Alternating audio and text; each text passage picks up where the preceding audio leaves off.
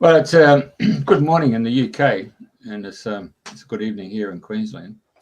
Of course, at this time of the day, on a Thursday, the 7th of July. Is that the numbers that you're looking for, Andrena? There you go. So, co-host Andrena, of course, for those people who've been watching the show, is in the UK, and today she's got a guest who actually comes from Australia, which is one of those rare occasions. Anyway, take it away, Andrena. Hi, everybody. Good morning and welcome to those of you that are listening to Dreaming the New Dream or are new to our show. Today is the 7th of the 7th, so that are into numbers like myself, which is leading us up to the 8th of the 8th Linus Gate. So it's a very, very powerful time. And I know, like, for a lot of people, the numbers are coming in everywhere. I know for me, it has done for a long, long time. There are more and more people starting to wake up and realize there's more going on than they realize or they've been led to believe. And energies are changing so much now. So it's my great pleasure to welcome Mary Rodwell on the show, who I met many, many, many years ago.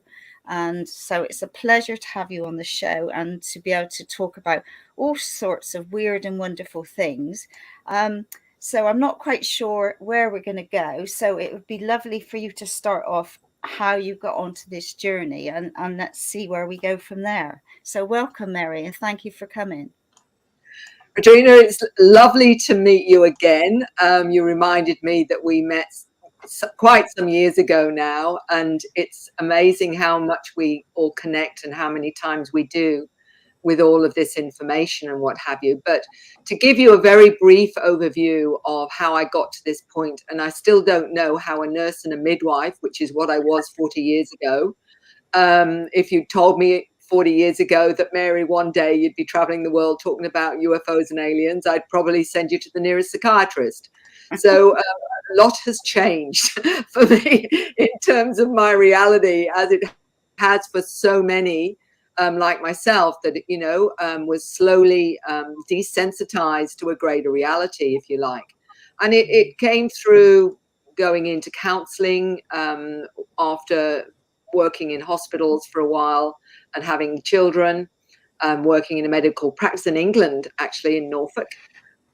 When I came here, instead of going back into nursing, I decided to work with grief and bereavement over here in Perth, Western Australia. And from that, as you know, you get more exposed, particularly when people are facing their mortality, exploring what happens next.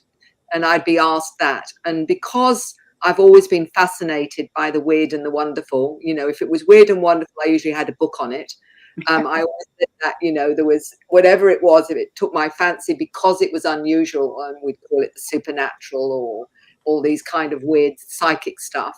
I had no problem in accepting that we lived beyond our physical existence. And what was even more compelling is reading books on reincarnation, which wasn't acceptable in my previous religious beliefs. I wasn't allowed to believe in reincarnation, but I was reading books on it, and it seemed really real to me from what I was reading. So it was like, well, why are they having these memories of being, a Roman soldier or whatever in another lifetime, and on other planets, of course, as well. And doing hypnosis, past life regressions over a number of years, that brought me to a point where a gentleman walked through my door. He now lives in England. His name's Ellis Taylor, and he was my very first experiencer of this. And he came and he said, Mary, I've heard you're open-minded. For this, there's no support groups. For this, they just think you're crazy. And told me about his experience where he was waking up with marks on his body, shaved areas.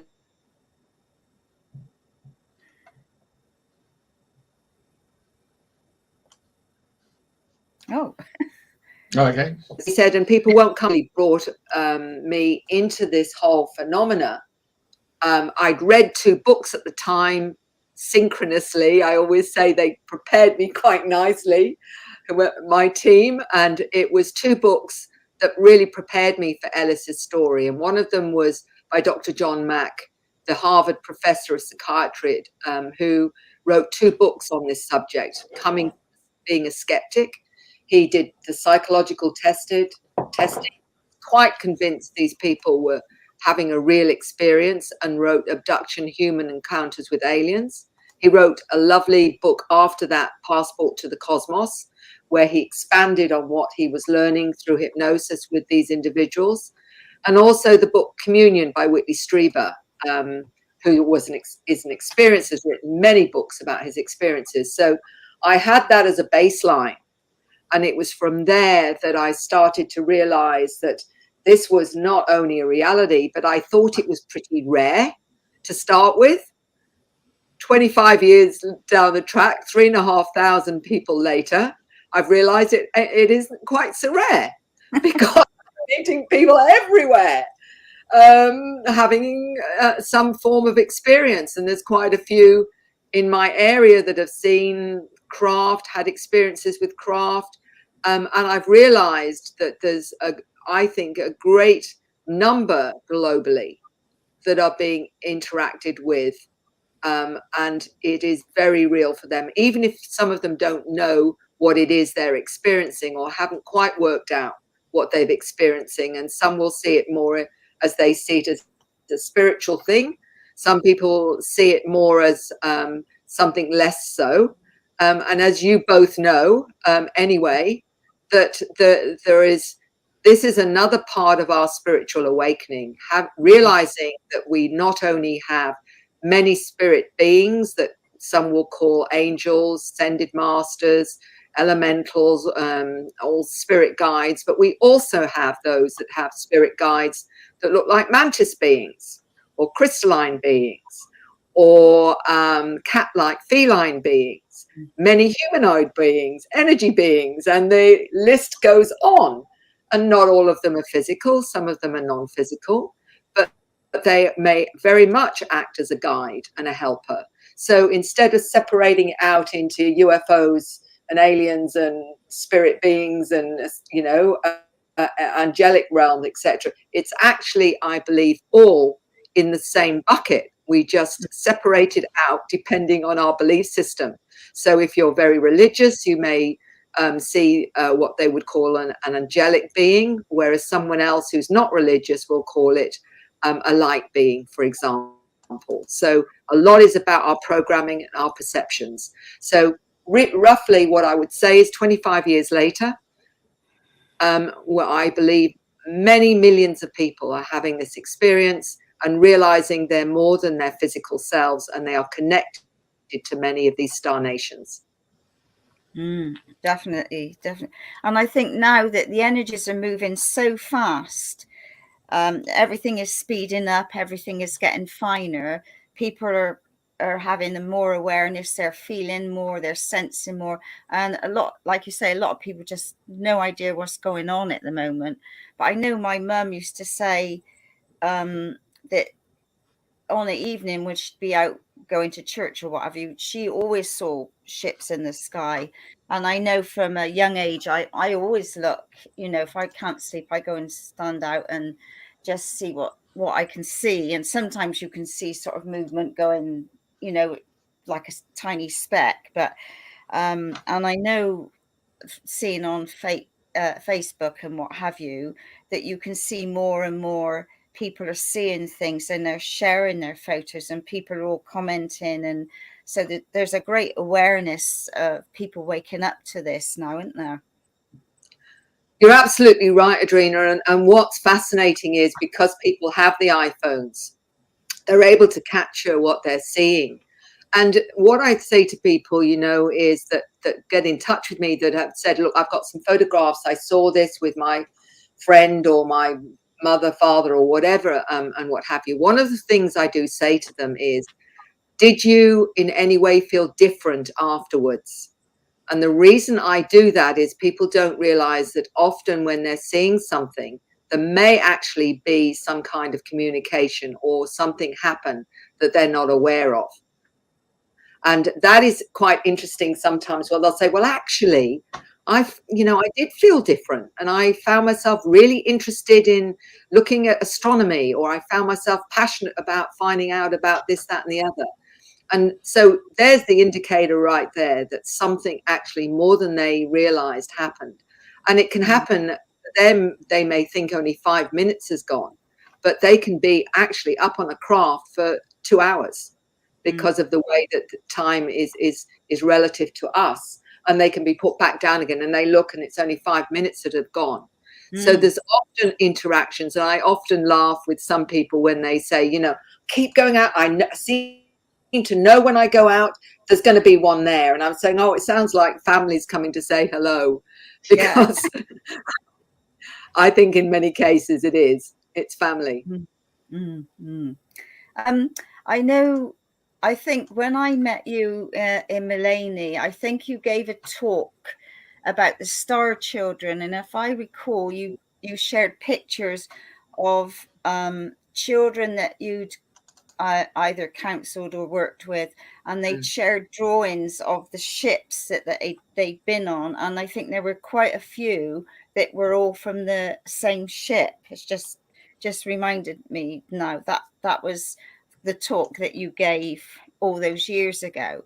So with the changes that are happening now for everybody, how many more children are you aware of that are becoming more aware and saying things, and parents are getting in touch with you? It's a really good question, simply because what I need to give you the background in is what I've discovered is that with those having experiences, there's often an intergenerational link. In other words, if someone's having experiences, often you can isolate the parents, either the father or the mother, the grandfather, the grandmother, and you can see where the family link to this is. What was interesting was that the children seemed to be an upgrade. Each generation seemed to be an upgrade in terms of awareness. And what we're getting now, and is quite astounding, is these children coming in now, they're aware of coming from other planets, for example. One 10-year-old explained to me that this was his first Earth incarnation. In his previous life, he was a blue being. He called himself a center seed, where he connects to the center of this planet. He's going to help with the pollution on this planet. He told me that his mother had many incarnations here, so she's helping him adjust to being human, because it's quite a struggle for many of them coming from other places where they're in different forms or different densities. I remember a 7-year-old explaining to me, I was in the US at the time, he was talking about his interactions with Bigfoot, saying that it was a teenage Bigfoot that visited him, although he'd seen the grandfather who was all white. He said that he knows when people are telling the truth or lying. And I said to him, well, how do you know the difference? And he said, well, I go all cold if they're lying to me, and I feel warm if they're telling the truth. And he said, I can speak Dolphin. Do you want me to speak Dolphin to you? And I said, that would be wonderful. So he proceeds to make all the clicks and all the rest of it, obviously connecting to some of his dolphin family or whatever. The other interesting thing that a lot of the children talk about is going on the craft and learning how to use their abilities. And one 8-year-old was so excited. She'd had an experience 2 days previously and said, I want to speak to Mary. And when she told me she'd been up on the craft, they'd taken her to another planet where she was shown how to levitate and use her third eye abilities. And she said, and they were showing me also how they seed other species on other planets and other star systems, where they would mix different species to create the right for the environment, and that would seed other planets. So when we think, that some of us may still believe that we're unique in that sense. Well, actually, they're doing it all over the place. And all sorts of different species and what have you are being created.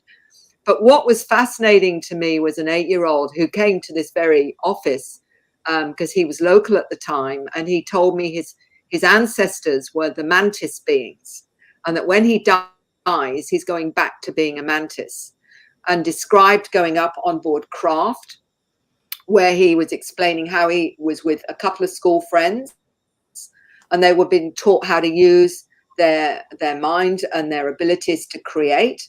And he said, and we're taught many complex things. And I said, can you tell me about some of those complex things? And he said, no, Mary, because it's too complex for you. That was the end of that conversation. I was put in my place pretty well. The other interesting thing, and this is where it takes us to this other level, and that is that he said that sometimes when he goes on board craft, he, with mantis beings there, he calls it evaporate into a mantis form for a while. So he will move his consciousness into that form because it's a comfortable one for him. And that's not unusual, because I've met a number of people now that when they go up on the craft, their consciousness is moved into another form for a task. And one of them was a lady who mentioned that she was in a zeta form, a grey form, as a scientist on board craft. And I said, well, where's your physical body? And she sort of pointed, oh, it's over there, sort of waiting for me, kind of thing. And I said, well, how do you get back to your human form? And she described this ball of light, literally leaving the zeta body and moving back into her human form, just like an overcoat. And she's not the only one. So what I've discovered is that this often can happen with those that are very connected to various star families. They actually will go into that form sometimes on board craft, flying craft and doing all sorts of things, and then moving back into their human body afterwards when they come back down to Earth. But the important thing that I do want to say to you is, with this surveys that we did with the Dr. Edgar Mitchell Free Foundation, where we surveyed 4,200 people of conscious memory, what we learnt was that 75% of them had experiences out of body, not physically. Wow. And that is really significant, because everyone thinks that they always go physically on board craft. Well, no, a majority are out of body. It's their consciousness that goes onto the craft. And that's very significant, and it's a very important point to make. And out of interest, you might like to know that with that 4,200, we offered them 600 questions. 50% of those had healing on board spacecraft from all sorts of conditions. This is not what the public get told. This is what the public do not know and understand. These are really significant.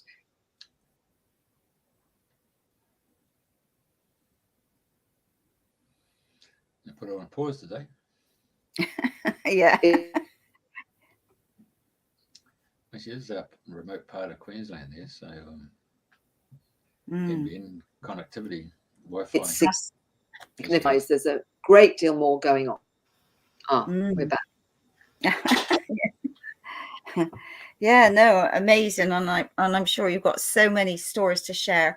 And I know more and more people are calling in their galactic team or galactic guides. You know, they're sort of just opening up their awareness more and more. But there, you know, I know there are stories of people that have been freaked out by seeing different things as well, aren't there? So, you know, obviously it's great to connect with the star beings or the galactic beings, but then there are some that are not quite in alignment with a lot of us. Do you mean in terms of perhaps being more self-serving? Is that what you're meaning? Maybe they're not so much for the light, if you like. You're talking about the Alpha Draconians and the Draconians and their riders. Yeah. You know, with you know, I don't know if I say anything. So that this is your department. Okay, and I think it's very valid in the sense that there seems to be various species that are self-serving in that sense, and some of them are reptilians have got a bad rap, and so have the Draconians and a few others. Some of the Greys or Zetas have as well. What is interesting, though, is I've met people that have had positive interactions with those species as well. So I do think there's a mix in terms of those also wanting to reach a higher spiritual awareness.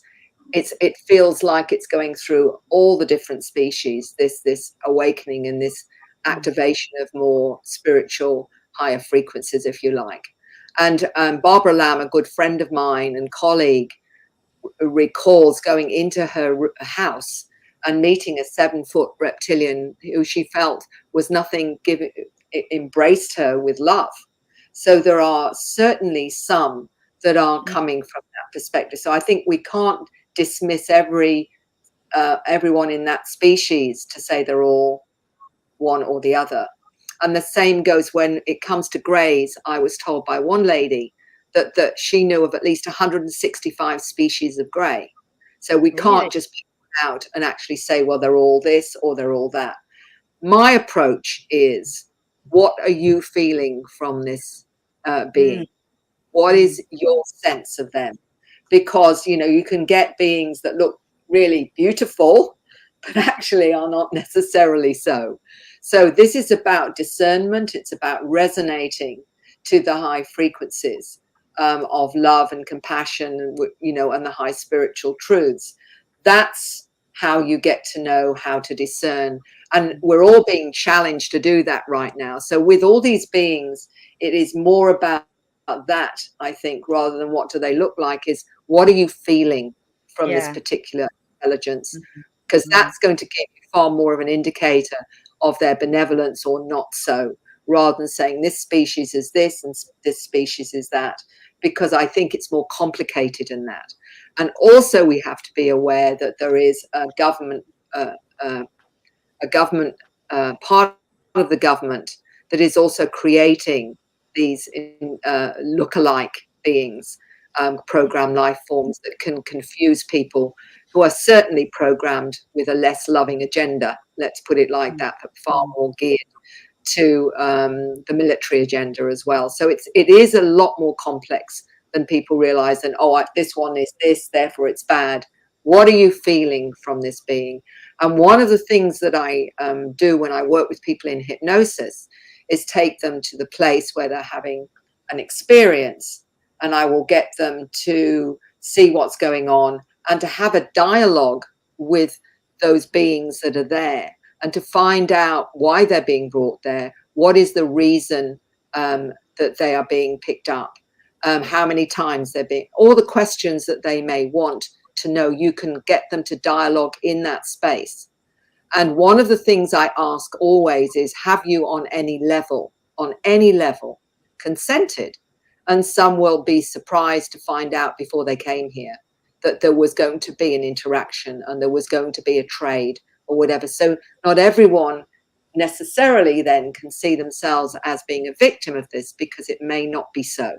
It may be there's another deeper agenda on the soul level that you need to be aware of. So this is a lot more complex, and it's certainly not black and white. And I'm learning and still learning about which way I can help someone come to the best understanding for them. It's not for me to tell them what to believe. It's for me to help them access what they need to help them understand what part that this is in their soul journey, and how to make sense of it.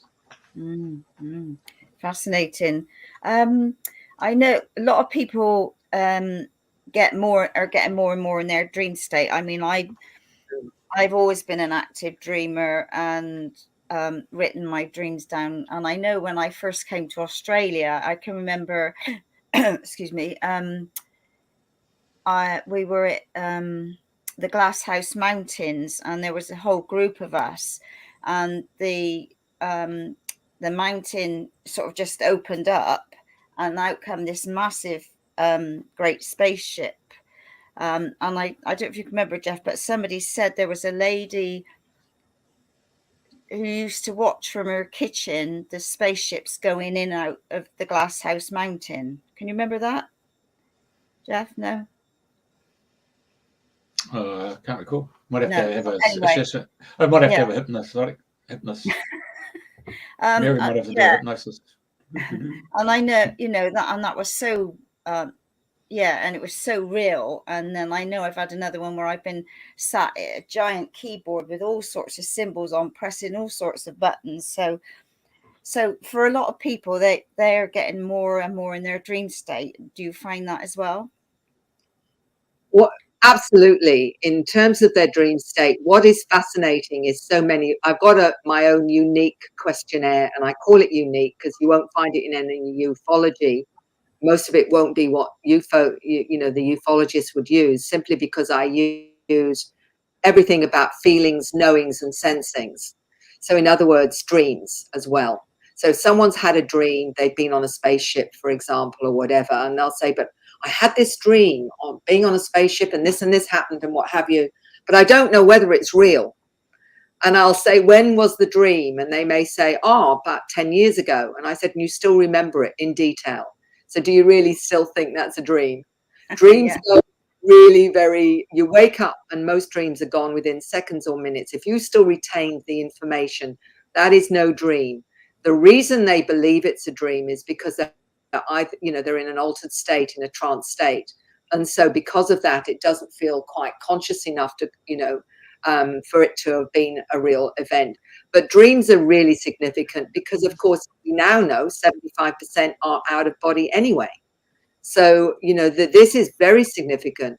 The knowings and the sensings is very much part of this. Feeling different, feeling like you don't belong. Many say, I just want to go home. This has never felt like my home here. And some people desperate. They're feeling so unhappy and saying, I want my family to come and get me because I don't like it here. Or, I often work out, I will say to them, do you sense energies? Do you see orbs of light? Do you see presences or feel like you're having downloads of information? And many will say, well, yes, it could be physics, or it could be cosmology. It could be about the origin of the species. Some are manifesting symbols or scripts or artwork or bringing light language or star language. And when people say to me, so how do you know this is real? I said, because people don't do that unless they've had a real experience. You don't have a fantasy and suddenly start downloading information that you don't have any knowledge of previously. You don't start coming out with strange languages or writing scripts from a fantasy. It just doesn't happen. So that's your evidence of a reality right there. And many of them will find that they lose interest in materialistic values. They find themselves more interested in being holistic, changing their diet. They may look at healing, for example. All these kinds of things actually happen because they've had a significant shift in awareness and understanding. And that is your evidence of a reality. When you change so dramatically in your whole way of being, your whole philosophy, when that happens, then something significant has happened to you on that particular level. There's your evidence right there.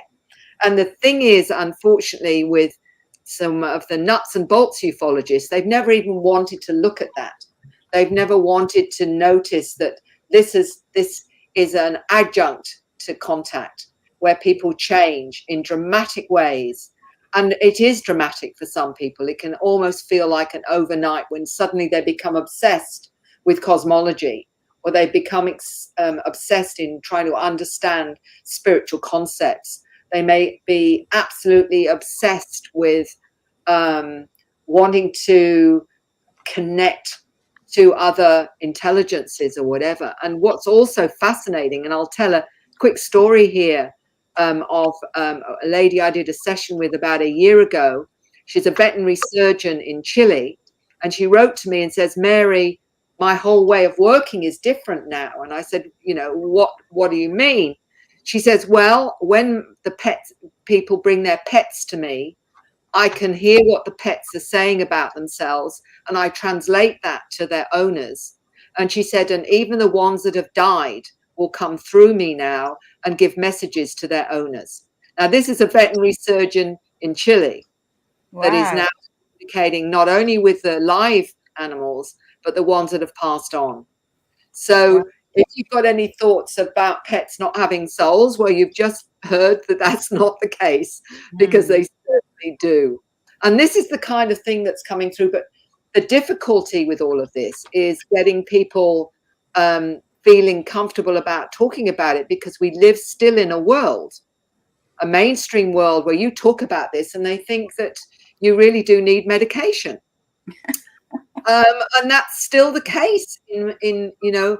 And what do we do until this truth embargo is lifted, that we've got, where people aren't allowed to talk about their experiences because there's something wrong with them, because it's not real? You're the Tin Hat Brigade. Until we change that and we make it acceptable and are able to disclose the truth of this where it gets accepted, then we're still going to have millions of people out there afraid to talk about their experiences and share how amazing it is to have contact, and what it actually means for us as a species, where we're now awakening to some of that potential, which is incredible. And the children are showing the way. Yeah, and the children are coming in on such finer vibrations now, you know, like they're seeing, they're sensing, and like, of course, when they're young, they don't really understand what's going on, and you know, not every parent can help them because they don't know what's going on, do they? You know, but it's good old Facebook. You know, it has its good points, because people are like, they're sharing more and more. They're sharing photos of ships, they're saying what they've met, and people are interacting in that way. So I think for getting the messages out, there's a great platform for Facebook for people sharing and all their photos. That, you know, I think there was in New Zealand, there were some pictures last week of well, I don't know what they called it, but that was on Facebook everywhere. The Blue Vortex. The blue vortex. I don't know if you know. And yeah, I that thought, was the Mary's celebration of the New Year, according to the Pleiades. Yeah, they've got their own Mary name, Mataranki or something. But yeah, so there's so much more being shared now than ever before, and I think people are able to say, well, I did see this, and they are opening more, whereas before everybody used to be so closed. Now, I mean, I talk about anything, anywhere, and I don't worry anymore. And I think, well, if I can help somebody, great. And if people, you know, don't like what I'm saying, well, you know, just let it go. That's it. Yeah. I think, Andrena, what is interesting now is, when I wrote The New Human, I mean, I really thought that there was only going to be a select kind of readership for that, because it is pretty out there. You know, I'm telling stories about the children, their experiences on other planets, how they go on craft, how they go with their special friends, you know, the beings and what have you, and all those other levels that they are talking to me about, as well as teenagers, as well as I've got medical doctors speaking about it and all the rest of it. What blew me away, and has blown me away since that book came out, is that I've had clinical psychologists, I've had educators, as well as parents contact me, who are talking about their children and asking me what can they do to support them, and how can they help them with these multidimensional experiences and what have you. And it's been fascinating, you know, when you've got someone who's working in mainstream psychology, acknowledging and realizing that these are the new ones. And of course, they're in psychology, or teachers that are actually starseeds, and have often gone into that particular profession trying to understand themselves, and working in there, are seeing these new children. I've met midwives that say we're birthing the starseeds. I know they're starseeds coming in, you know. So you've got nurses that do on the quiet, are doing energy work and healing and what have you. So you've got all these professions where you've got starseeds already working in this way. But what I'm trying to say is, these children are given lots of labels. I mean, in metaphysical terms, they're called indigos, crystals, children of light, rainbow children, all sorts of wonderful names for their energy fields. But they're also being given dysfunctional titles like ADHD and Asperger's and dyslexia and some forms of autism. And what came very clearly to me was that these were not dysfunctions. And one of them came through meeting a lovely gentleman called Neil Gold in Hong Kong when I was over there. And he wrote the book Close Encounters of the ADHD Kind, where he was having interaction with the light beings, but saying he had always perceived a greater reality with his so-called ADHD, which he retranslated into always dialed into higher dimensions, which I think is a far more accurate way. What I was realizing is these intelligences have realized that we get programmed out of our awareness into the 3D box. And what makes it, these new upgrades of human are so wired that they can't be programmed in the same way. And it's deliberate to stop them being programmed into that limiting 3D paradigm. So in some cases, of course, the poor souls are medicated to lower their frequency so that they can be programmed. But many parents are waking up to this. And there are many ways you can help them stabilize. And I talk about that in the book, about what you can do in terms of diet and extra vitamins. And I use a wonderful lady, Dr. Lena Olson, who's a molecular biologist and experiencer. And she has found ways to help such children stabilize so that they can operate better. And she did also do testing on them and found that they have 5 times more sensitivity to touch, 5 times more sensitivity to smell, sight. So all of their physical attributes, if you like, are enhanced, along with their multidimensional abilities, because they can read you. I remember getting an email from a lady talking about her little girl, and she said right from birth she's been telepathic. She said she'll read everybody. And she says, the problem for me now, Mary, is she's 3 years old and she's still reading me. And she says, and it's so tiring. She said, watching your thoughts. Because, and this is where I think we have got to upgrade our thoughts, because these new generation of human, you've got to walk your talk, guys. You've got to walk your talk. You can't just pretend and say all the pretty things when inside you're not thinking that.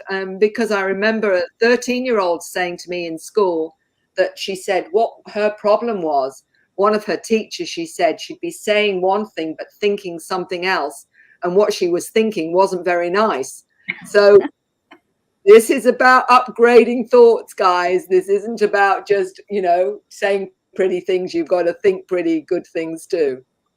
And I think, like you say, that's another thing with the thought process, because a lot of us can pick up, whether we read in the thoughts or the energy, but you've got that awareness when somebody's not telling the truth, or, and it is,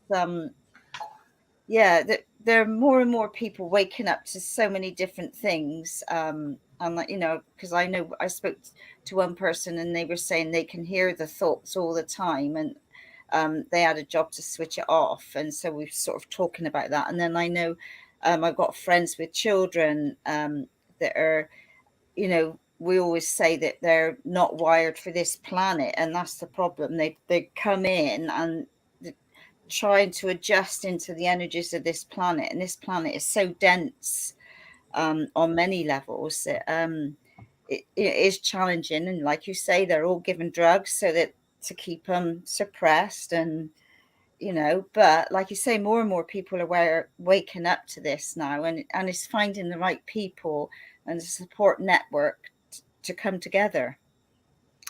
Absolutely. And it's wonderful that I've met a number of educators across the globe that are organizing what I call a different way of helping these kids, because I always remember profoundly talking to a young teenager. He's not a teenager anymore, but he was about 16 when I spoke to him.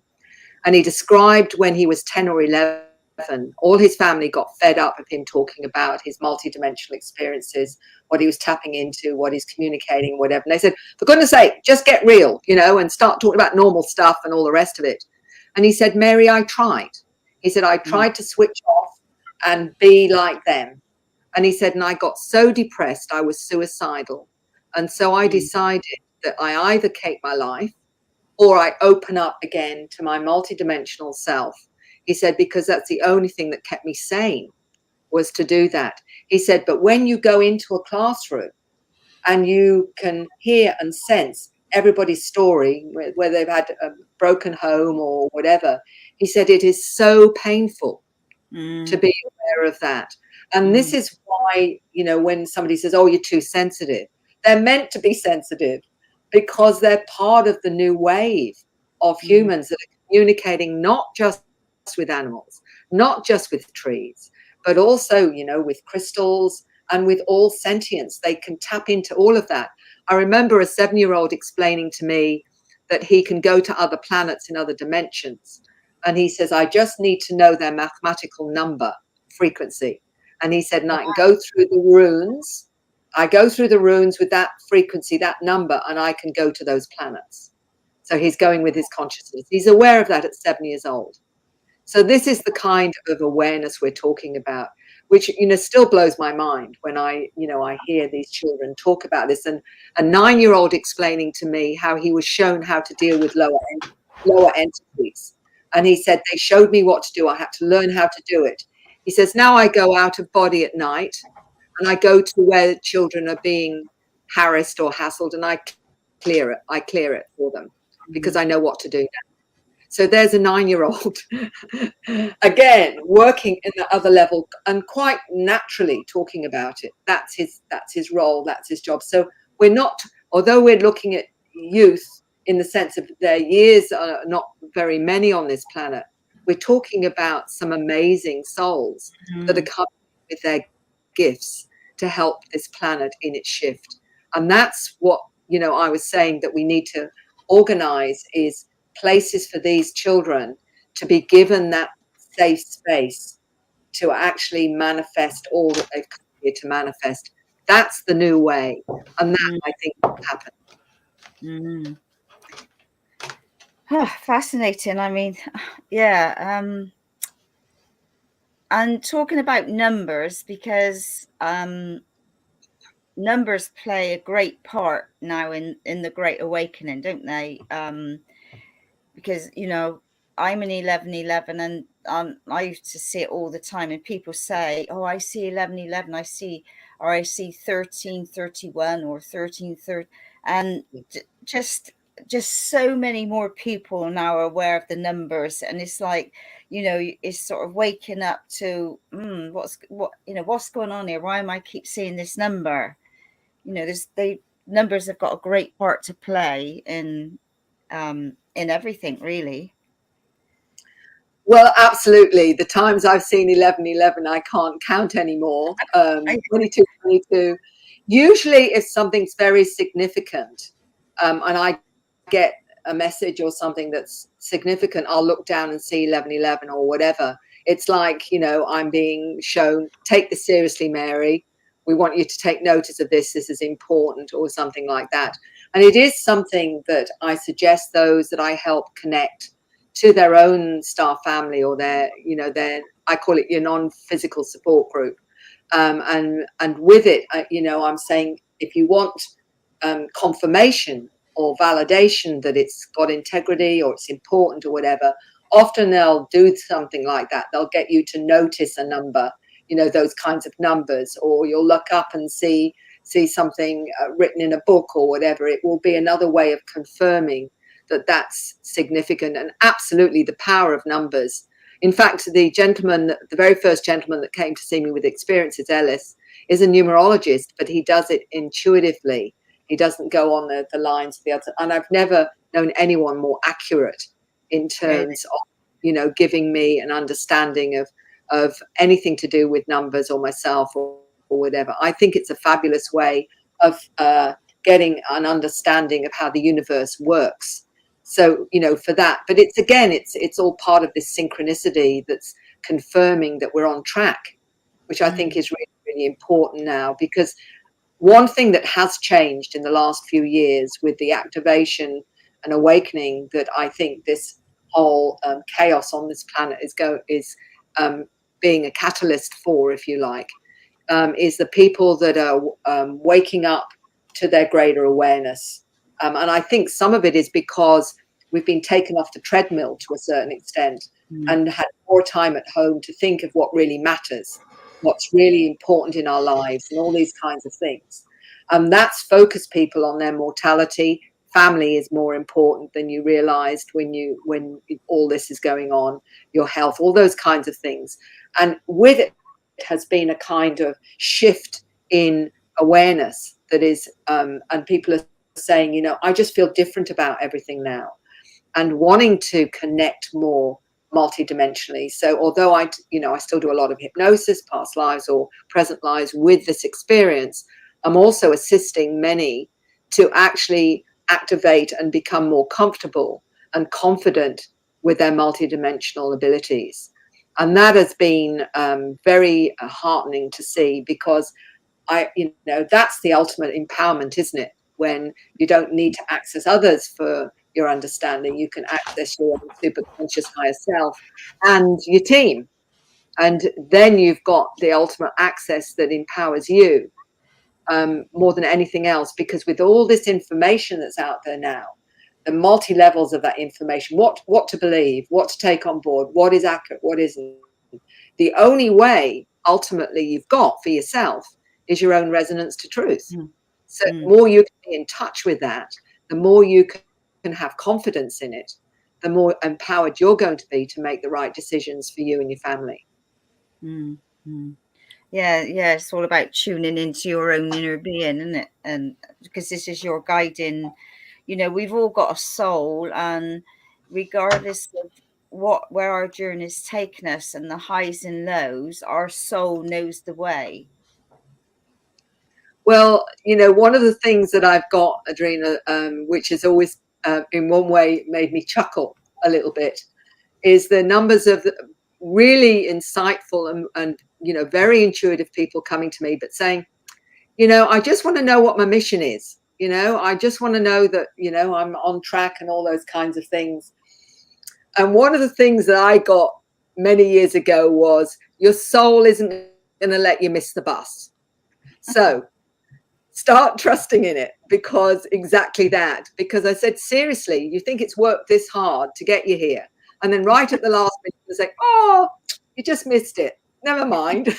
And come back next lifetime and sort it out, No, it's not going to happen like that. Even if they your soul has to push you against the wall and slap you around a bit, it's going to do so to get you on track.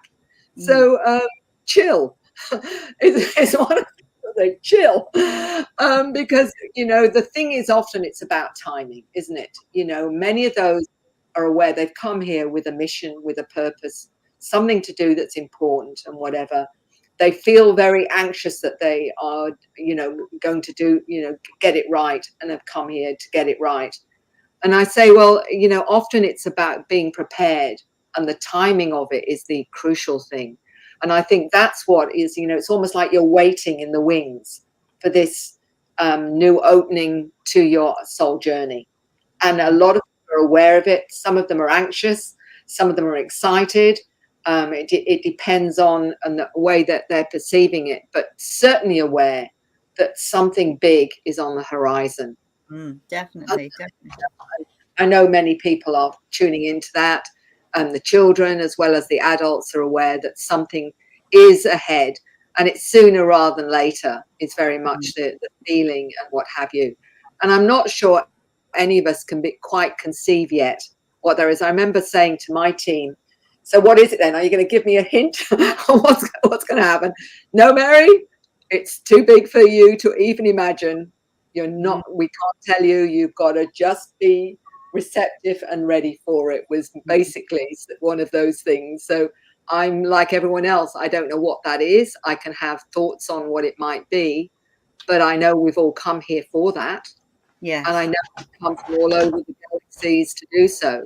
So it's a matter of, again, the more that you are connected to that part of yourself, that super conscious self, and your team, the more you're likely to be able to know ultimately what it is that you've come here to do. But again, I don't think the soul's going to let you miss the bus. No. I know often I joke with friends and we say we've been dropped on the wrong planet and we didn't sign up for this, and we're just thinking, oh my God.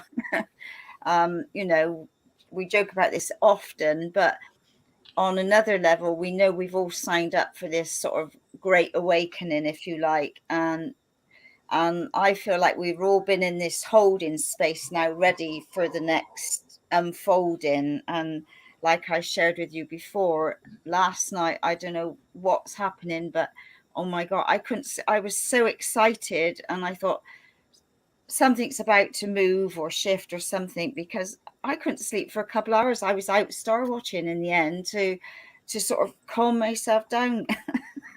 But yeah, so there are things afoot, and I know we're just sort of just quietly doing our work and moving forward, ready to be of service in whatever way we're needed. I think it's hard when you know that and feel and sense that there's great changes ahead and what have you. It's very hard then to still mow the lawn and get, you know, and do all the everyday things. But I liken it to knowing you're going to go and live in another country in 6 months' time, which everything is going to be completely different. It's very hard to motivate yourself to still mow the lawn and do the garden when you know you're going to leave it, as it were, in a way. But it's about being in the now, isn't it? And I think that's a big lesson for me, is, and so many others, is doing what we can do right now is just as important about what, you know, ultimately we're going to do when we move into whatever it is. What has been fascinating in a lot of my work recently is when I've taken people into understanding their experience. And I'll give you an example of the connection to the past life where they haven't quite achieved what they've meant to achieve. And one of them was a lady recently who had been up on a spacecraft and recognized some of her closest friends on the spacecraft as well. And she said, Mary, it was fascinating because the next day they rang me up and said, we had this strange dream. We were on a spacecraft, and she'd recognized them in the experience.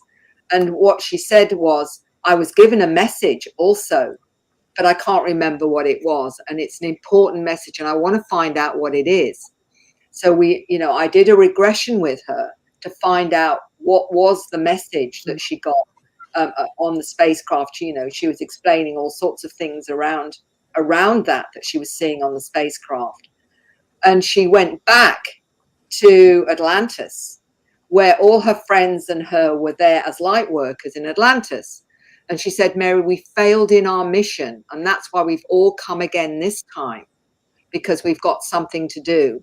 And it was all about this shift and this change that they are hoping to achieve this time by all incarnating back together and their friends and what have you. So very much a link to past lives. And she said, it was all about this was going to be achieved and what have you. And she talked about something really interesting that I hadn't been aware of. And this was to do with what she calls, what we're calling space arcs. And these are apparently ships that are being activated now. And she said, and there's one in Bimini, she says, because I'm being shown it and it's being activated by consciousness. Mm. And I had no idea about any of this at all. It was completely new to me. And as things happen synchronously, there's now been some information come through whistleblowers as well as others remote viewing that there's these space arcs around the world being activated. And so I found out afterwards that there's more of this going on. So there's something happening there as well. And that fascinates me when I get corroboration, because this was completely different. I found out about this, and then literally within a week, I heard about these other stories about these space arcs. And she said, Mary, I'm seeing the symbols, and they're showing me what needs to happen for them to be activated. It's all to do with consciousness. So there's a lot of past life stuff coming through where they haven't quite achieved what, for one reason or another, what they wanted to achieve at one timeline. and they're actually coming in now to complete that. And one of them I wrote about also in my book was a young man, an artist. And when he was a child, he was constantly having dreams of soldiers in the First World War, being injured, and couldn't understand why he kept getting these dreams and all the rest of it. He discovered that one of his ancestors, he was born on the same day, had actually been in World War I. So he was connecting to that. But what he discovered was, he's actually an artist. What he discovered was that he was that person. And because he went into the war, he was killed, and he couldn't achieve what he'd come to do, which is create artwork, which literally activates perception. So he says, now I've come back, Mary, to create this artwork, which literally activates people's perceptual understanding of reality. So it connected right back to the fact of his failed mission because of the war in World War I. So I'm seeing a lot of links like that, which I find fascinating.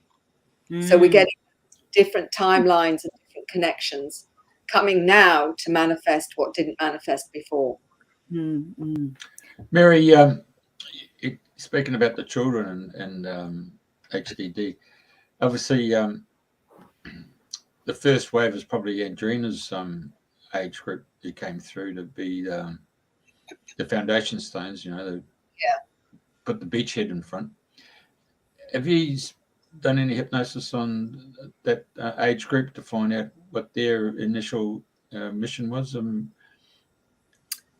Absolutely. I've worked with people also in their 80s and what have you, that have often never spoken about their experiences or whatever, and all their life have wondered, about certain experiences and what have you. But the whole thing seems to be in the different waves of generations is, the ones coming in around sort of my age and Adrena's age, which is a bit younger than me, are the what I call the ones creating the bridge between the old and the new.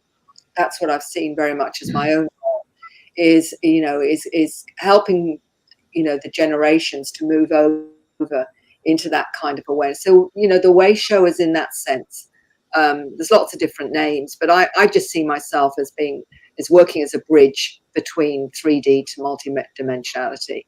And many of those that are in their 70s and 80s, I always remember talking to a lovely lady in Norway when I was doing a conference there.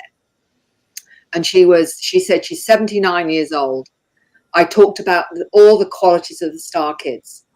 And she said, Mary, you're the first person that's mentioned everything that I've experienced in my life. She said, I'm a farmer's wife, and I used to call the sheep in with my mind, but nobody knew how I did it. But I was the first one to present information that helped her understand who she was and that she wasn't the only one with those experiences. 79 years old. So a lot of them within that age group are contacting me and wanting to know more about their experiences and realizing that this has been a theme all through their lives, and there's been a role to play. And when people say, well, I think I'm too old to play a role now, I don't believe so. I believe those generations will be the ones that will, because of the added life experience and wisdom, will be needed even more so when this shift or this change happens. And I think we will be living a lot longer than we are at the moment too. I think there's going to be a real change in our physical selves, so that we, in fact, will be surprised at how long that we're still around. So I think, it doesn't matter what age you are. If you're one of them, you've come with something to do.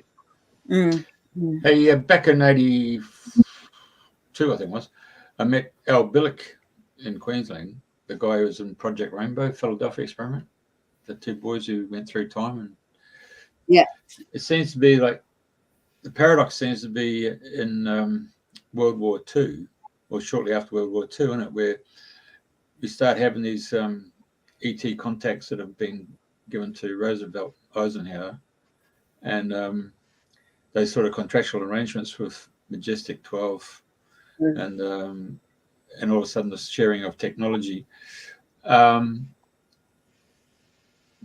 It seems like where I just read recently with Dr. Professor Michael Salla and esoterical, it's exopolitics, isn't it?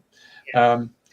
How he described about the Americans military have come to the conclusion that they backed the wrong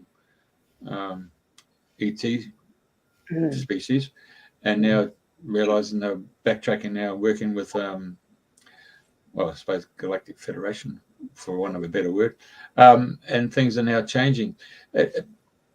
But also in the fact that Donald Trump set up Space Force as a new vehicle, and yet when I met Al Billick, he said, "Mate, we've got starships already out there in the 60s.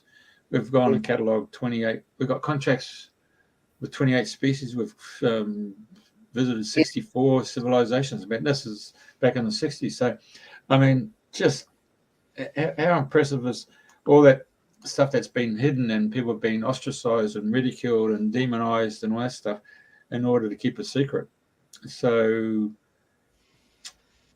when we take that secret and go further and we go down to Antarctica and we talk about the Germans during World War II set up a rearguard operation down there in Antarctica, and how Rear Admiral Byrd went down there to so-called scientific study, and then he got his ass kicked out of bloody Antarctica within a couple of weeks. Boom, brought 55,000 military guys back because of certain technology that was down there. I mean, when is this going to go into mainstream media? Is it tonight when we're talking about this?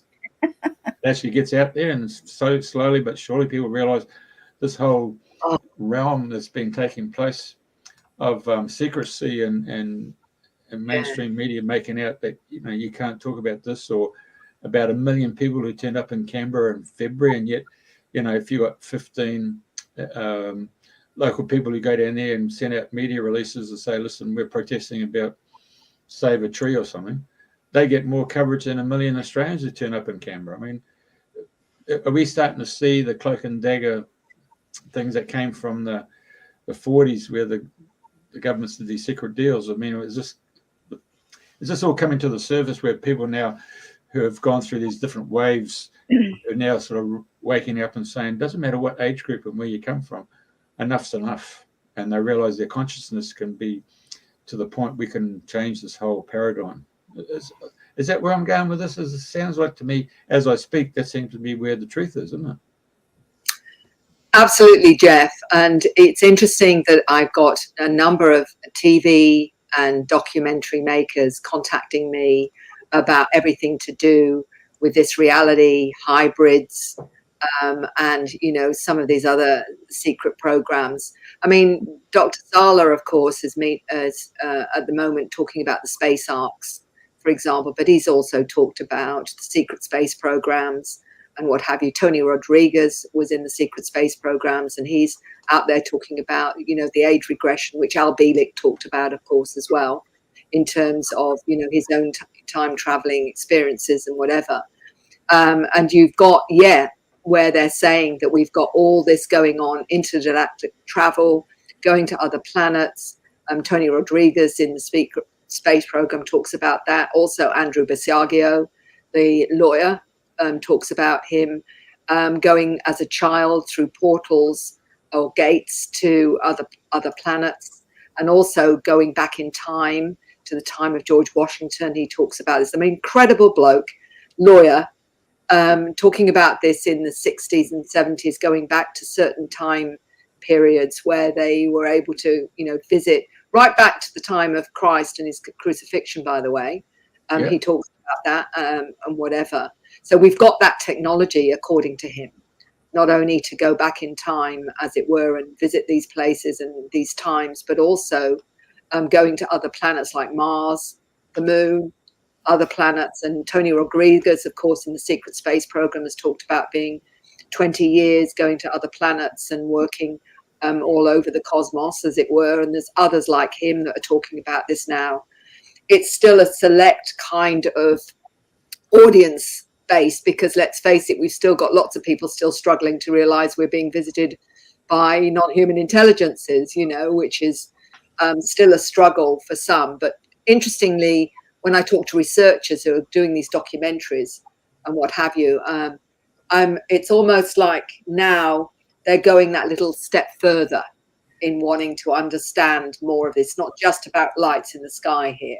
We're talking about people changing and consciousness and what's been hidden and what have you, from the stories of Westall 66 and, the schools that have been targeted by these beings. We know that happened in Zimbabwe, where, children in Zimbabwe saw the craft and still talk about it. Westall 66, well, there was 200 people there saw the craft. That's the one down in Melbourne, yeah? That's the one near Melbourne.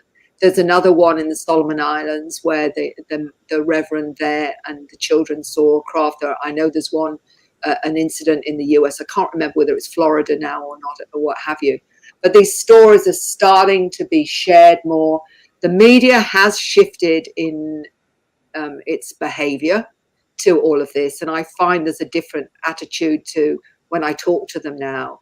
They're keenly interested, including wanting to go into things like hybrids and, all this kind of stuff as well. So they're going that little bit more. It's only in some special TV companies will they go to such things as the secret space program and what have you, even though these credible people are talking about their experiences. But it's getting through because people are listening more and more now. And I believe disclosure is going to come from the ground up. I don't think we're going to get it. We're going to get still bright lights in the sky. We don't know what they are from the Pentagon for a while, I reckon. Honestly, what makes me chuckle on one level is, how they're saying, yeah, we admit now there's lights there that we can't explain. And I'm just thinking, you lying toads, you've known for 100 years what they are. I talk to whistleblowers, and Dr. Michael, what's his name now? Robert, I'm just trying to think of his surname now, who wrote Faded Giant. He was in the military, and he saw craft outside the military base. Literally, after this craft left, it switched off all the nukes, all the missiles. And this has happened outside many military bases in the US and in England, of course, in Rendlesham Forest. That was what happened at Bentwaters. The nukes got turned off, and they couldn't talk about it because they didn't want, obviously, Russia and Europe to know about the fact that they were weaponless. So that's why it was all hushed up. But this is the whole deal is that people are not being told what's actually going on, and under threat of all sorts of things. But on the dying, many of those that are dying have started to talk more and more. And I remember in the book The Day After Roswell, Colonel Corso, before he died, wrote about the fact that he was outside a military base meeting one of these beings. And being a military man, he said, so what's in it for us? And the being said, a new world if you can take it. And plainly we couldn't. That was in the 60s. But it was free energy. It's, we've got Teflon. We've already got some of the technology, which is anything from night vision, Teflon, digital chips, and a whole range of other things. But apparently, according to the whistleblowers, they have technology 30 years in advance of what they've given us, or seek through to corporations and all the rest of it. 30 years ahead in terms of technology. We could have free energy right now. And what are we doing? Still burning fossil fuels and crap like that. That's what makes me angry, is that we've got all this stuff to balance this planet out ecologically alone, without even the damage being done to the thousands of millions of people that are saying they're having experiences and considered crazy, that should not be put on medication, because it's the way it's being judged, because the truth is not out there to all these different ways of understanding our reality. So there's a lot that has to change, but I do believe it is changing, and the attitude that I'm getting from media is different now. And it's very different to even 5 years ago. And it's very hard to make me sound that crazy, because I don't think I do sound that crazy. Most of the time I'm very careful what I say, but I will say what I need to say, quite honestly, because I'm seeing it, and I can answer the questions that they ask. If we're looking at different technologies, I can cite these very credible sources. And what is changing too is the understanding of consciousness, because the scientists are now talking about the quantum hologram or quantum mechanics, where everything is connected. And so the scientists are explaining what we've all known is real, is that as consciousness, we are all connected. And that is being now shown to be more and more the consensus of the model of what reality is. And of course, what ties into all of that with the ET stuff is, people who've had near-death experiences start to see ET beings as well as spiritual beings and what have you. They may have a shamanic experience. They may have a healing experience which activates this awareness or whatever.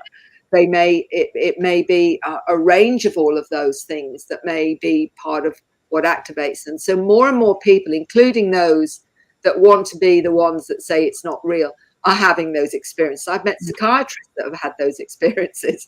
And then said, now what do you do with that, mate? Yeah. Diagnosis for yourself. It's coming, it's happening because it's happening on a global scale. And it is a deliberate frequency that is being spread, if you like, almost like this virus, and it's being spread by every activated person on the planet that's spreading that through their own energetic systems and through all these other ways, which is music, art, language, sensing, all these different ways we're actually being activated now. And there's no stopping it. No matter what they try and do, there's no stopping it. And that's where the disclosure is coming. It's coming from the ground up, and more people are speaking their truth. And the great thing about the internet, there's downsides to the internet, but the great thing, people are actually connecting. People that are have been isolated, thought no one else is like them. And the times I've heard, but there's nobody like me. And I'm saying, do you want to know how many people are like you? Like, really want to know? And it's such a revelation. But I do say this to them, and it's really important. Have you accepted it in yourself yet? And if they haven't, then I said, that's what needs to happen, is for you to accept and integrate it yourself. Then you will meet more people than you've ever believed that have had similar experiences to you, because it's a frequency thing. It's a frequency thing. Yeah, it's like the radar, isn't it? You're attracting your soul tribe. My daughter actually has made a few jokes several times when I've had people come to the house. It might be a plumber, it might be somebody to paint something or whatever. She says, how is it, Mom, every time you have a visitor that's come to help with the house or something, whatever, they all end up telling you about their UFOs and what their experiences they've had.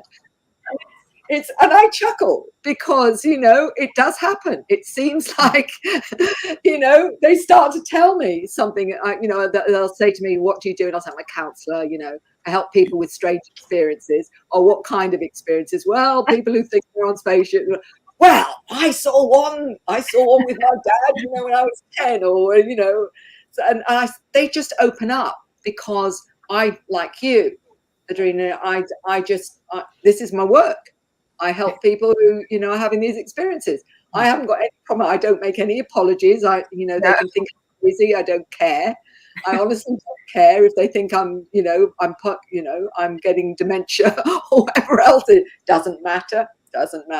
No. The main thing is, I can't tell people you've got to own your truth and be, connected to that if I don't do it myself. That's right. So it's, walking your talk, isn't it? So this is it now.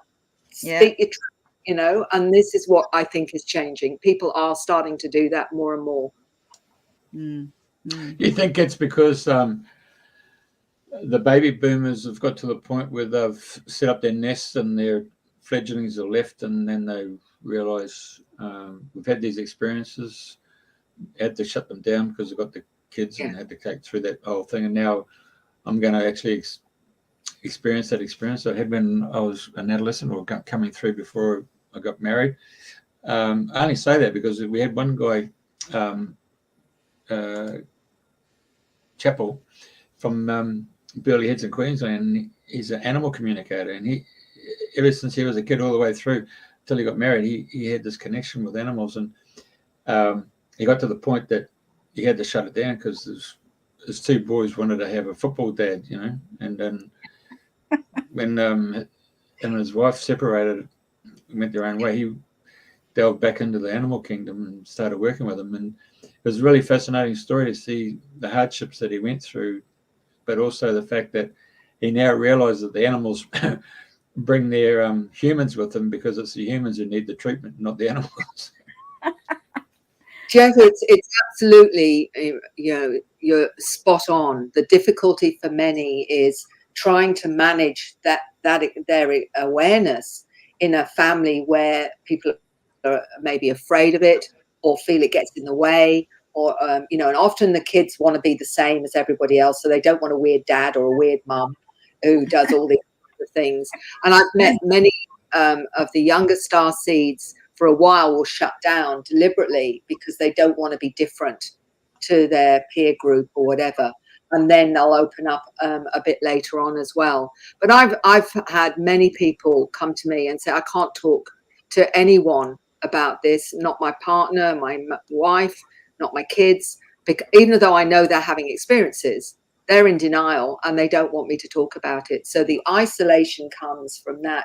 And it's so difficult if you know that you've been doing various stuff, or that you're interacting with a lot of different beings, and you can't mention it because of the reaction to the rest of the family. It is one of them. It literally is alienating and really difficult. And as you say, sometimes it may be only till they're a bit older and they get to the point where this is my truth, this is how it is, and it's the only thing that makes sense to me, that they come out. But I mean, the great thing is I am meeting whole families that are having experiences, and they're all talking about it with each other. And there's a lovely family, you know, not in New South Wales, that the whole family are having experiences, and all the girls are actually drawing the beings, and each one of them draws the ones they're interacting with. The mother's having incredible experiences, and everyone's supporting each other, and they're connecting. They are communicating with animals, with plants, with the whole ecosystem, and they're all different ages. And it's just wonderful to see a family connected in that way, and comfortable with talking about it really naturally, and very accepting. And yet on the reverse of that, I've met many writing to me saying they can't mention anything, although they're waking up with symbols on their body. They're aware of different shifts in awareness and seeing the beings, but they can't say a thing, even though the rest of the family they know is having experiences too and are too afraid to talk about it. So you've got that going on, depending, again, I suppose, on what the soul has chosen to experience in terms of all of this. But my big issue is changing psychology to a model that accepts multidimensional experiences, rather than looking at that as though it's some kind of mental illness. And the only way that's going to change is if we have the truth come out and the truth embargo stops, so that it's, you know, people realize that this is real. We are part of a galactic community. We have been visited all through our history. Many of them have been part of our, if you like, our genetic makeup, and that we're in fact connected to them, and the fact that we're all hybrids. So, you know, that's the bottom line, isn't it? We're part indigenous and we are part star beings, and we have as many as at least 12 inserts from all over the galaxies, and this is what's actually being activated and waking, and it's being activated right now, so that those that are connected to that activation start to feel connected to maybe the Pleiades or Arcturus or Andromeda, or all these. As our ET DNA is being activated, we're connecting more and more to our star family. And, you know, there's no getting away from that. It's happening, and it's happening now. And ultimately, it's going to be just recognized as the truth. Last week we had a lady come on about walk-ins. So have you had the experience of doing sessions on the walk-ins? Absolutely. Soul swaps, walk-ins. And that's an interesting one because sometimes people are not fully aware that they are. There may be something significant in their lives where they've suddenly felt very different. But there's a lot more out there that have the walk-in experience and will mention that they've got all the memories, but none of the emotion attached to it. And it might be they might have had an accident or been very, very ill or something like that. What was interesting with one lady, she remembers the actual walk-in experience. She was older than me, and she said that she was on a cylindrical craft. She was blonde hair, blue eyes, lived off light, and they were telepathic. The next thing she did, find herself in a 3-year-old little girl's body. She said, I didn't know how to talk and I didn't know how to eat. And she had to learn them suddenly being in this physical body. And she said it was really very confronting and very, very difficult. But she said that she goes regularly to her star family and basically gets debriefed about what it's like to live in a human body and what it's like to be human. And that's how she described. She said, I'm a kind of undercover agent, she said, for that particular star system. But she has full memory of that actual moment where she was moved into this little 3-year-old body. But I do work with some that are walk-ins or have the experience of not quite a walk-in, but they say that they've called on more of their soul essence. And that is another form of it, is that it's they're still their soul, but it's more of that essence that they've needed to function, to do what they've come here to do. They found that there's not enough of that part of them, their consciousness, and they've needed more. And there's been a shift because of that. So that's, I think there's probably a lot more than that I'm mentioned, but that's a brief overview of the walk-in side of it that I've come across numerous times. Andrena and I we saw a show years ago. You can't bloody find it. They banned it in Europe as The Green Beautiful. It's an amazing movie come out of France. And one would be completely oblivious to the fact that when the opening scene opens and you see all these people traipsing across all the countryside and they're coming through the hillsides and they end up on this mountaintop, basically on the slopes, and they all open up, make a big picnic, and they're all sharing and caring and all that stuff. And then this elderly woman gets up and says, I've had an interaction here. We've got some people now who want to go to Christos. Who wants to go to Christos? So people stood up. Who want to go to Naskos? People stood up. Who wants to go to Earth? Yeah. Anyway, so they go through all these different. Then you start thinking, what's going on here? So then you realize you're on another planet in another world where they do interchange. It's like, when we went to high school and they'd say we're doing an exchange program, you go to this country, they'll come back to your place. Yeah, so it was an exchange program. So finally they want to go back to Earth and everybody's ducking for cover. But finally this lady steps up and said, she'll go. And it's amazing.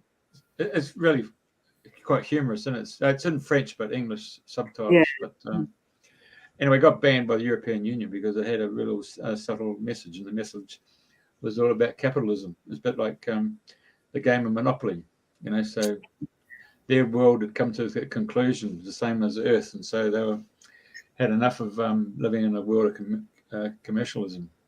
Wow. And capitalism, yeah. And they came into a new world of dynamics. And they could just go, then they go into the water, innit, and they create this bubble, and then they go, they can just whisk through the bloody star systems. And anyway, so, and it just took her a while, innit, to understand the French language. So she had to go through all these different dialects before she found the French language. And then to communicate, she had to put her feet in the water and use her temples like antennas to tune back into the her world. Oh, it was a really great story. But anyway, it got banned because of its consequences of saying you can get rid of this commercialism and this capitalism. Bye. Anyway. Is that enough, Andrina, or are you going to take over that one? No, well, I was just singing. Wasn't it called The Beautiful? Was it The Beautiful Green or The Beautiful Truth? I forgot what it's called now. The Green Beautiful. Is it? Anyway, yeah, no, and it's funny because she landed on Earth and she's by a park and she's holding onto the railings and there's cars everywhere and she's going, you know, she couldn't breathe. But yeah, there's a lot of funny things in it, you know, you'd enjoy if you can see it. But yeah, I did want to ask quickly about people coming from future timelines to come back to help Earth now. Have you come across many people? Because I've heard that people say, "Oh, you know, we've come from the future to help you now."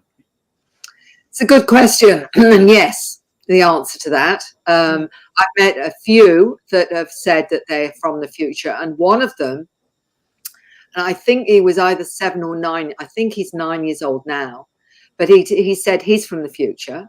And that he described himself with 4 digits and a grey type being and what have you. And he explained that he's been shown that he's come back to help. That was part of it. And he was told that many of these beings have an IQ of 400. He also said something very interesting about he asked about God.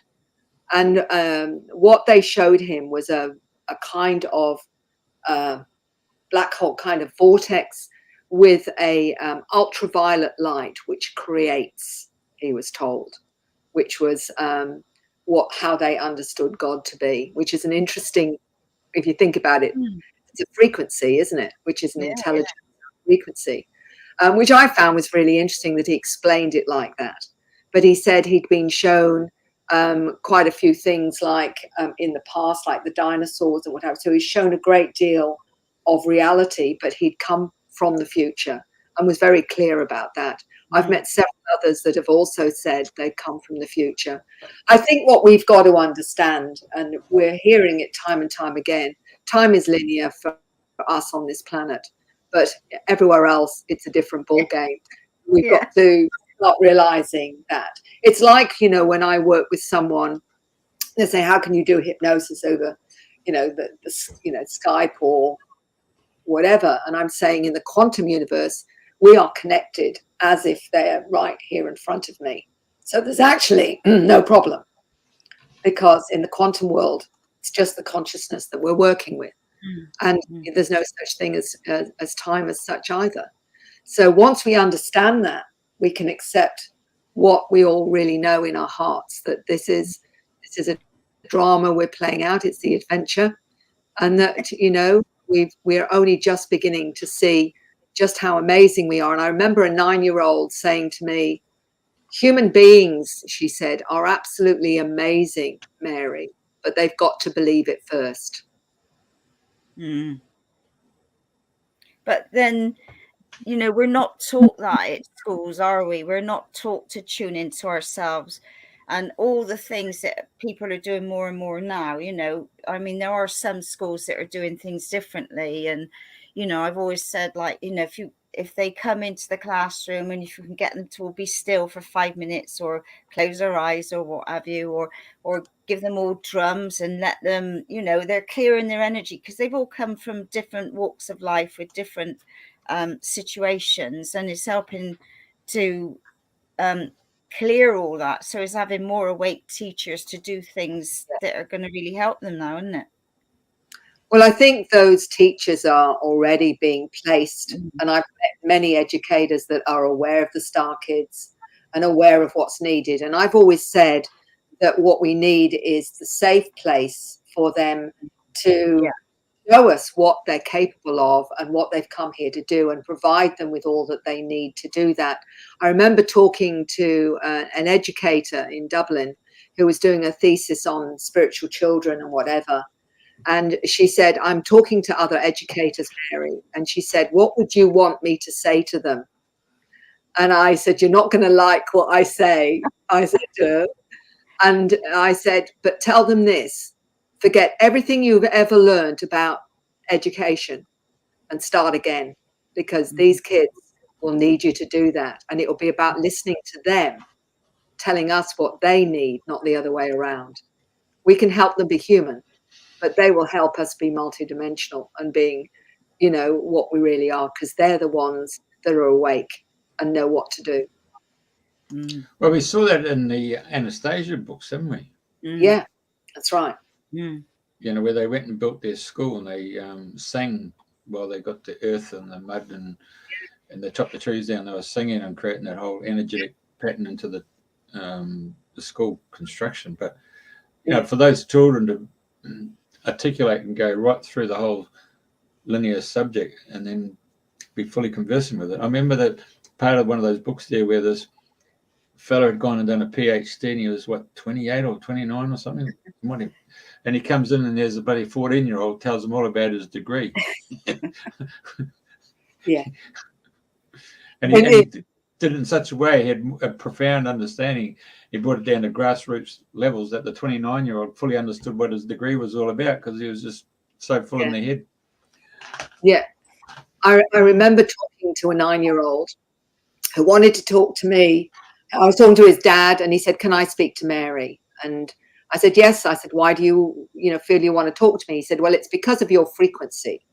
He said, "I'm from Orion. I was a light physicist working with time travel technology." He said, "The problem here on this planet is basically the scientists are very backward." And he said, "The nearest to what I'm doing is Nikola Tesla, but even he doesn't know what I know." Now, this is a 9-year-old explaining to me why I thought the scientists were backward on this planet. So a light physicist. So there you have it. This is the caliber of these children coming in. Okay. Amazing, fascinating. I mean, we could talk for hours on this subject, and I know you could share hundreds of different stories. So it's been really lovely. So yeah. So is there anything else that you'd like to share before you go on? Well, actually, Andrew asked a question here. Well, it's fast up. What is it?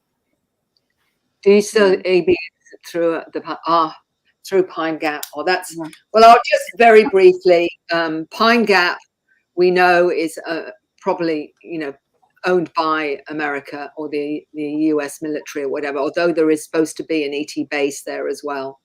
Is it going to come through? Are we going to get to know what's going on there?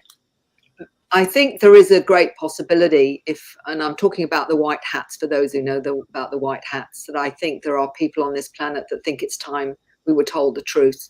And I think that they are all over the planet now trying to arrange for that to happen. But I think also we're being helped by our star families that have, because people say to me, well, won't they come and sort things out and help us with all of this? They are doing that, but they're doing it by ensouling humans with their awareness, so that you've got souls coming from all over the cosmos that have incarnated in human form with their awareness, with their abilities to help us sort this planet out. So that's how we're being helped. It's that way which I think is the most useful, because as I talked to one lady who said that she's from the 13th dimension, they're not even physical. She said, I had to be in human form to be listened to and to be accepted. They would not have accepted me in my real form. So this is what's going on. So yes, they are helping us. And I think disclosure will have to happen, because I think that that's now time for us as a species and for humanity to know the truth. Definitely. Did you ever get to see that black and white movie called Dark Sky, where the Germans set up the base in the moon? Yeah. Bit of a parody, or was there a sense of truth in that? I know. We're being shown the truth in all sorts of ways through media and through films and what have you. You start to see the parallels and you say, right, that's about that. That's about that. That's when you're waking up, when you can see it. And the show like Stargate SG-1 and... Yeah. Oh, yeah, we have it. We have that technology. And the whistleblowers have mentioned it's already been in use for about 50 years, I think. At least 50, maybe 60. Since the 60s, I think. some of them are saying that we've had that technology, including looking glass technology, which of course is showing us the future from various actions that we take will actually show the consequences of those actions. And from a whistleblower about the Project Looking Glass, they said that they tried all sorts of different programs to see what the outcomes would be. And what they didn't like was ultimately, no matter what they put in as an action to get their own outcome, it all ended with the awakening of humanity. So in other words, they couldn't win. So this is just them trying to prolong the agony. I know I was going to quickly ask, Andrew's asked, where are the most hotspots of UFO sightings at this moment now?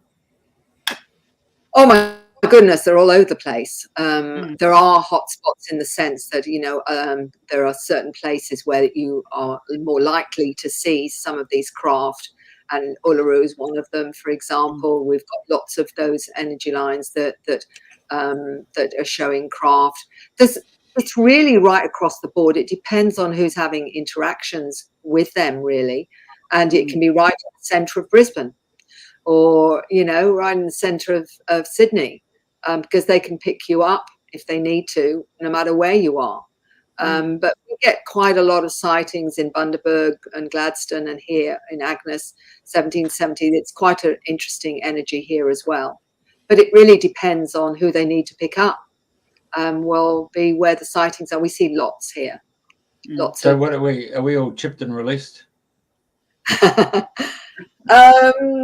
Some of us certainly are, you know, but the chipping, there's the military chipping, and I don't believe the ETs need to do it in quite the same way, because I think they have a different way of accessing and knowing where we are, and it's more energetic.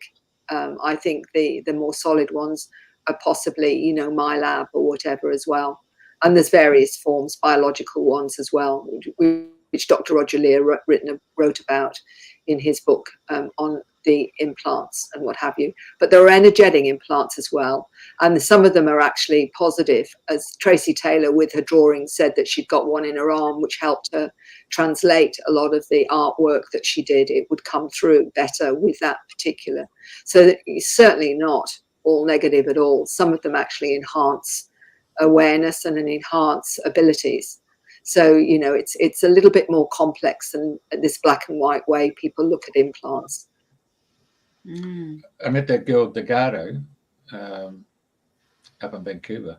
She was talking about how the orbs, she was actually put on a ship, and she sat in that chair, and then all of a sudden there's orbs that went out. It must be it's almost like in that Stargate universe, they had those little orbs that were following them, but they must have been cloaked, and so it's almost like they have a little cloak orb that sort of watches what you're doing.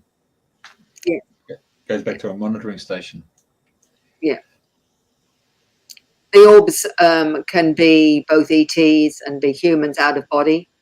One lovely story, very briefly, was a young man of 15 who'd had experiences in England, and he described this craft coming to his back garden with a little being in it, but also 3 orbs of light, which he said, oh, great granddad's there, and grandma and uncle whatever. So he recognized who the orbs were. I said, how did you know? He said, I just know. And I said, so why are they here? And he said, they're here to support me so I won't be frightened. And so I said, in other words, they were helping him. So I said, what happens next? And he said, as the beings going back on board the spacecraft, the orbs of light, which is granddad and grandma, went on the spaceship too, which again is another connection that these beings have with the soul consciousness, which I found quite fascinating. But he was chatting away to them. He said, I've been here 27 times before. I know what my role is. I know I'm not to touch drugs and whatever. And all of this in the hypnosis came out from him.